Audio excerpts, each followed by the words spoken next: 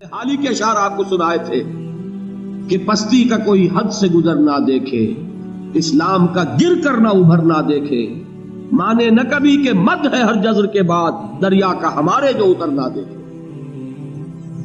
دین مغلوب ہو، دین پامال ہو، اغیار اس کو پاؤں تلے روند رہے ہو، اور اللہ کا وفادار بندہ پاؤں پھیلا کر سو رہا ہو، بال بچوں میں خوش و خرم زندگی بسر کر رہا ہو، ہے کوئی غیرت کا معاملہ؟ اقیم الدین ولا تتفرقوا فیہ، یہ دین قائم ہونے کے لیے آیا، قائم کرو۔ اقامت دین اسی کا نام ہے جو آخری تقریر کا موضوع ہے۔ تو اس کا طریقہ کار کیا ہے؟ آج نہ بتا رہا ہوں، یہ تیسری چھت ہے، تکبیر رب، اقامت دین۔ تیسرا لفظ کیا ہے؟ اظہار دین۔ اظہار کے لفظی معنی کیا ہے؟ غلبہ، دین کو غالب کرنا۔ هو الذی ارسل رسولہ بالہدی ودین الحق لیظہرہ علی الدین کلہ وَلَوْ كَرِهَ الْمُشْرِكُونَ۔ سورہ صف میں بھی آیت آئی، سورہ توبہ میں بھی آئی، سورہ فتح میں آئی ہے، آخری ٹکڑا مختلف ہے، وَكَفَى بِاللَّهِ شَهِيدًا، باقی پوری آیت میں ہے۔ ہم نے اپنے رسول کو بھیجا اس لیے الہدا دے کر، قرآن حکیم اور دین حق دے کر، تاکہ غالب کرے اسے کل کے کل دین پر۔ سمجھی بات؟ اظہار دین کے کیا معنی؟ دین اللہ کا غالب ہو جائے پورے نظام زندگی پر، کوئی حصہ زندگی کا خالی نہ رہے۔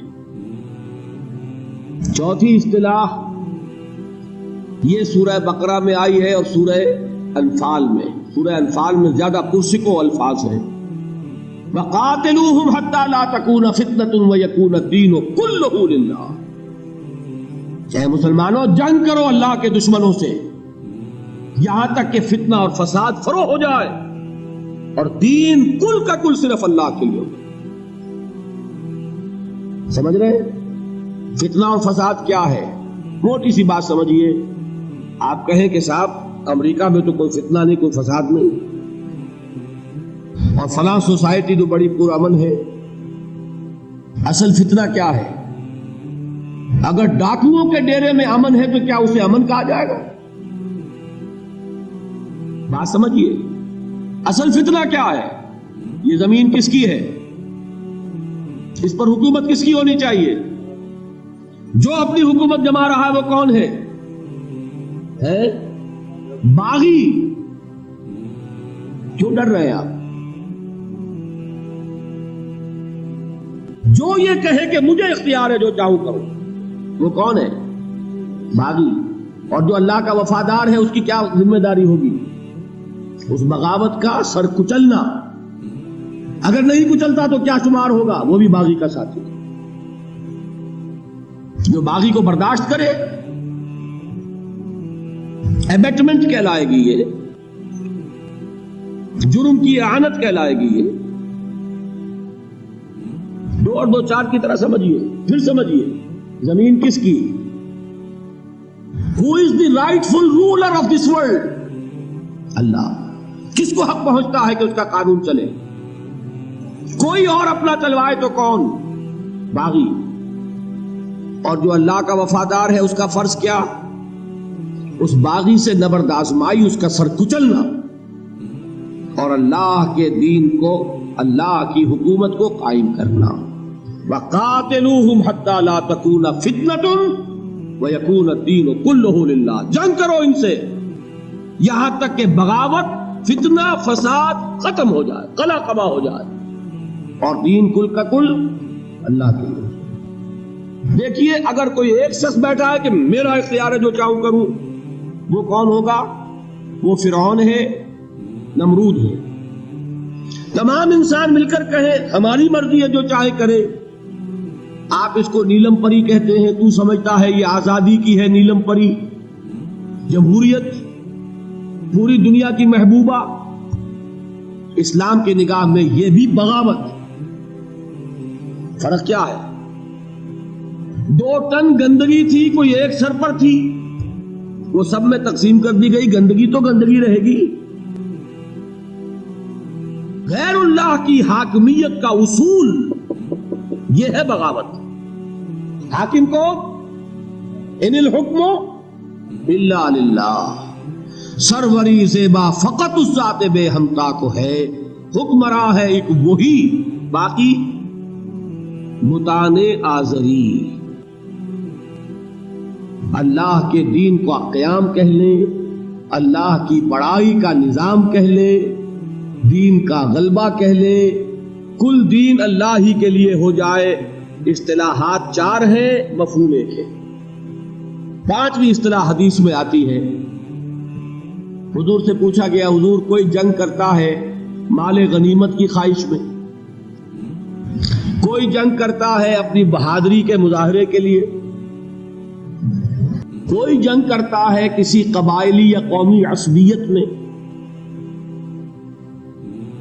اس کی مثال تھوڑی سی سمجھا دوں. پہلی 2 باتیں تو واضح ہیں.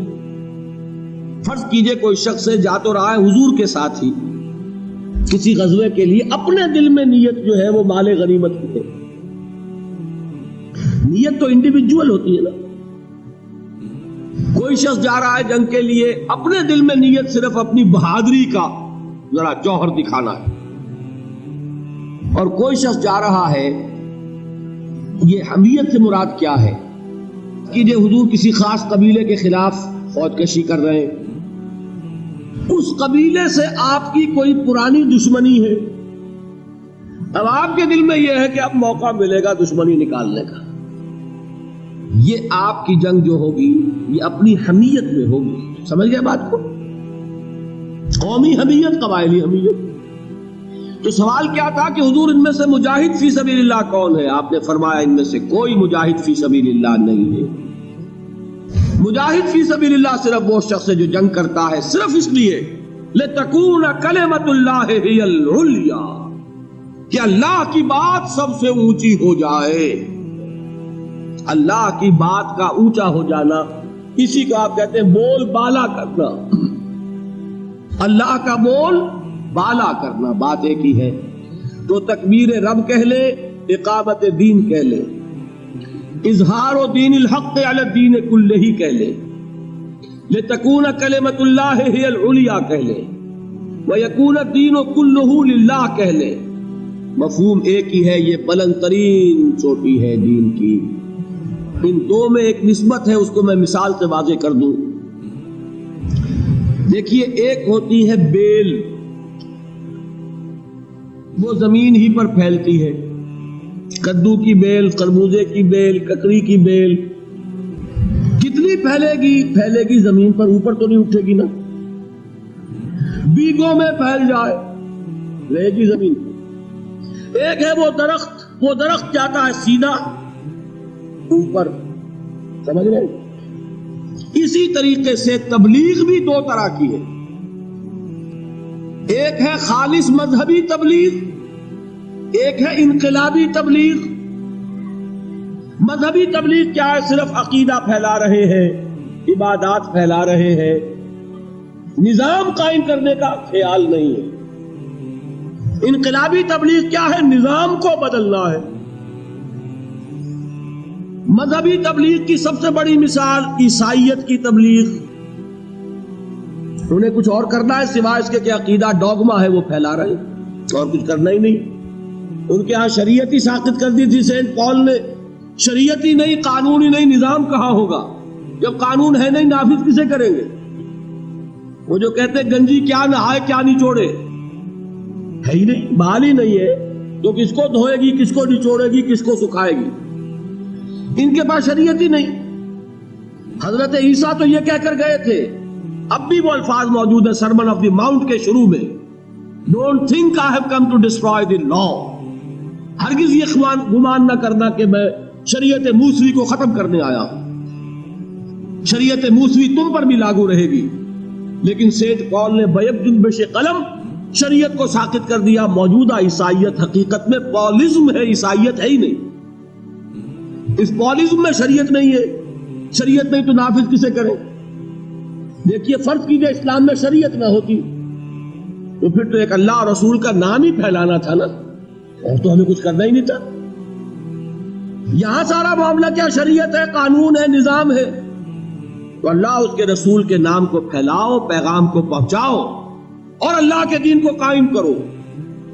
وہ قائم کرنے کی مثال دنیاوی سطح پر آپ لیں گے. خالص مذہبی تبلیغ کی مثال عیسائیت کی تبلیغ، انقلابی تبلیغ کی مثال کمیونزم کی تبلیغ.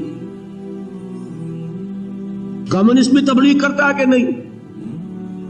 لوگوں کو ہم خیال بناتا ہے کہ نہیں؟ کروڑوں اور اربوں ڈالر کا لٹریچر رشیا سے چھپ کر آتا ہے کہ نہیں؟ کیوں آتا؟ تبلیغ ہے نا. لیکن یہ تبلیغ کس لیے ہے؟ کمیونسٹ سسٹم کو نافذ کرنے کے لیے، انقلاب برپا کرنے کے لیے، جمہوری یا سیاسی یا دوسرے جو بھی سرمایہ دارانہ جمہوری نظام ہے ان کو ختم کرنے کے لیے. یہ مقصد ہے کہ نہیں؟ یہ تبلیغ ہے انقلابی تبلیغ، وہ تبلیغ ہے مذہبی تبلیغ. اسلام میں یہ دونوں ہیں. دوسری منزل تھی جو میں نے بتائی وہ تبلیغ کی ہے، تیسری منزل انقلاب کی. نظام بدلو، حکومت اللہ کی قائم ہو، جمہور کی نہیں. شریعت اللہ کی نافذ ہو. کوئی پارلیمنٹ قانون سازی کر سکتی ہے صرف اللہ اور اس کے رسول کے احکام کے دائرے کے اندر.